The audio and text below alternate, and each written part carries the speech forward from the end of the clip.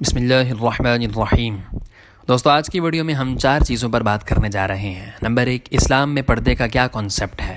Number 2، اسلام میں پردے کا تاریخی پس منظر کیا ہے۔ نمبر 3، عورت کے لیے حجاب کی کتنی مقدار ہے۔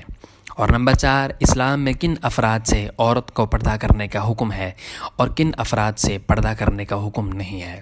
یہ تمام باتیں جاننے کے لیے آج کی ویڈیو آخر تک دیکھیے۔ دوستو، سب سے پہلے بات کرتے ہیں اسلام میں پردے کا کیا کانسیپٹ ہے۔ دوستو، اللہ نے عورتوں کو پردہ کرنے کا حکم دیا ہے، جو کہ عورت کے لیے اللہ کی طرف سے بہت بڑا انعام ہے۔ اسی پردے میں عورت کی عزت ہے، یہی عورت کی حیا کی حفاظت کا ذریعہ ہے۔ جو عورت پردہ کرتی ہے، اللہ تعالیٰ اس کو دنیا اور آخرت کی بے شمار نعمتیں عطا کرتا ہے، جن میں سب سے بڑی نعمت یہ ہے کہ اللہ تعالیٰ ایسی عورت سے راضی ہو جاتا ہے۔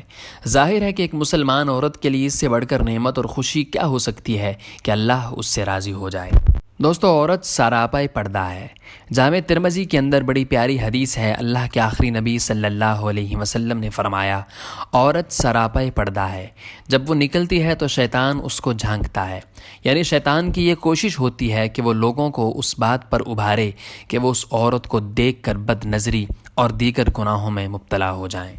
دوستو، اللہ تعالیٰ کو عورت کا پردے میں رہنا اتنا پسند ہے کہ عورت جتنا پردے میں رہتی ہے اور جتنا زیادہ اپنے آپ کو نامحرم مردوں سے چھپاتی ہے، اللہ اتنا ہی اس سے خوش ہوتا ہے۔ صحیح ابن حبان کی حدیث کے اندر آتا ہے، عورت اللہ کے سب سے زیادہ قریب اس وقت ہوتی ہے جب وہ اپنے گھر کے کسی کونے اور پوشیدہ جگہ میں ہو۔ دوستو، اس کا اندازہ اس بات سے لگائیے کہ نماز ایک ایسا عمل ہے کہ جو اللہ کو سب سے زیادہ پسند ہے۔ نبی کریم صلی اللہ علیہ وسلم نے ارشاد فرمایا، عورت کے لیے صحن میں نماز پڑھنے سے زیادہ افضل یہ ہے کہ وہ کمرے میں نماز پڑھے، اور کمرے میں بھی زیادہ افضل یہ ہے کہ وہ کسی کونے اور پوشیدہ جگہ میں نماز ادا کرے۔ تو نماز جیسی اہم عبادت میں بھی پردے کا خوب اہتمام کرنے کی فضیلت اس حدیث سے واضح ہو جاتی ہے۔ دوسرے نمبر پر بات کرتے ہیں پردے کا تاریخی پس منظر۔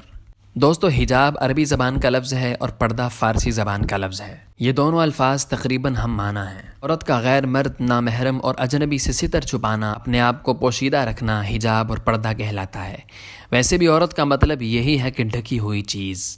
حجاب کا لفظ قرآن کریم میں 7 مرتبہ آیا ہے اور یہ مختلف معنوں میں استعمال ہوا ہے۔ یہود و نصارہ، یونانی، ایرانی اور ہندی معاشرے کے افراد اپنی اپنی تہذیبوں اور تقاضوں کے علمبردار تھے۔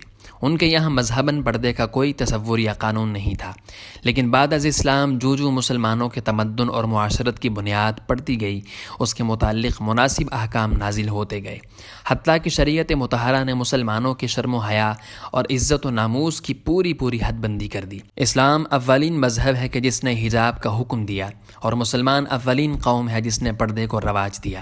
آیت کریمہ کا اصل مفہوم عورتوں اور معاشرے کو فتنے سے بچانا، نہ کہ اعضاء کی نمائش کر کے اللہ کے قہر کو دعوت دینا ہے۔ تیسرے نمبر پر بات کرتے ہیں حجاب کی مقدار۔ پردے کی مقدار کتنی ہونی چاہیے، عورت اپنے جسم کو کتنا زیادہ ڈھانپے۔ دوستو، برقع انتہائی سادہ ہونا چاہیے، اس میں نقش و نگار اور زیب و زینت نہ ہو، اور نہ ہی ایسا رنگ ہو جو جاذب نظر ہونے کی وجہ سے مردوں کی توجہ کا مرکز بنے۔ دوسرے نمبر پر یہ ہے کہ برقع چست نہ ہو، اس سے جسم کی حیت اور نشیب و فراز ظاہر نہ ہو، بلکہ ڈھیلا ڈالا ہو جس سے جسم نمایاں نہ ہوتا ہو۔ تیسرے نمبر پر یہ ہے کہ برقع باریک نہ ہو جس سے جسم یا جسم کا لباس ظاہر ہوتا ہو، بلکہ وہ اس قدر موٹا ہو جس سے جسم اور اس کا لباس نظر نہ آئے۔ برقع اس قدر بڑا ہو جس میں جسم اچھی طرح سے چھپ جائے۔ برقع مردوں کے لباس کے مشابہ نہ ہو، اسی طرح کافروں یا دین بیزار عورتوں کے فیشنی برقعے کے مشابہ بھی نہ ہو، کیونکہ ان لوگوں کی مشابہت اختیار کرنے سے منع کیا گیا ہے۔ برقعے پر مہکنے والی خوشبو بھی نہ لگائی جائے جو کہ مردوں کے لیے فتنے کا سبب بنے۔ مسلمان عورتوں کے ایمان اور حیا کا تقاضا یہ ہے کہ وہ ایسا برقع پہننے کا اہتمام کریں جس میں مذکورہ بالا شرائط پائی جاتی ہوں، جیسا کہ بعض علاقوں میں ٹوپی والے برقعے رائج ہیں جس میں یہ شرائط پائی جاتی ہیں۔ ان کے علاوہ ایسے برقعے پہننا جو نقش و نگار والے ہوں، جاذب نظر ہوں، چست یا باریک ہوں، جس سے جسم نمایاں ہوتا ہو، تو واضح رہے کہ یہ ناجائز ہے۔ اسی طرح مرد حضرات کو بھی چاہیے کہ وہ اپنی خواتین کو ایسے ناجائز برقعوں سے منع کر کے جائز برقعے پہننے کا پابند بنائیں۔ چوتھے نمبر پر بات کرتے ہیں اسلام میں کن افراد سے عورت کو پردہ کرنے کا حکم ہے اور کن افراد سے عورت کو پردہ کرنے کا حکم نہیں ہے۔ آئیے سب سے پہلے جانتے ہیں کہ وہ کون سے افراد ہیں کہ جن سے عورت کا پردہ نہیں ہے۔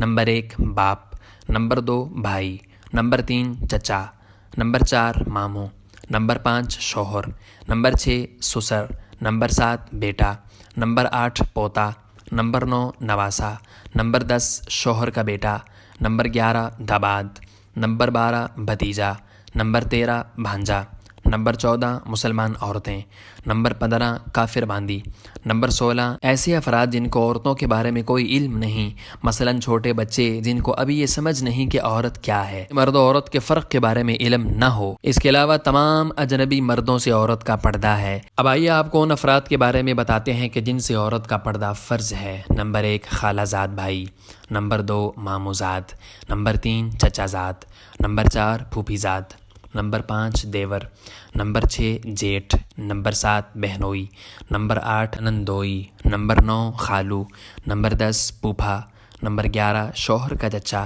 نمبر 12 شوہر کا ماموں، نمبر 13 شوہر کا خالو، نمبر 14 شوہر کا پھوپھا، نمبر 15 شوہر کا بھتیجا، نمبر 16 شوہر کا بھانجا۔ دوستو امید کرتے ہیں کہ آج کی ویڈیو دیکھنے کے بعد آپ کے ذہن میں یہ چاروں پوائنٹس کلیئر ہو گئے ہوں گے کہ اسلام میں پردے کا کیا کانسیپٹ ہے، اسلام میں پردے کا تاریخی پس منظر کیا ہے، اور عورت کے لیے حجاب کی کتنی مقدار ہے، اور عورت کا کن افراد سے پردہ ہے اور کن افراد سے پردہ نہیں ہے۔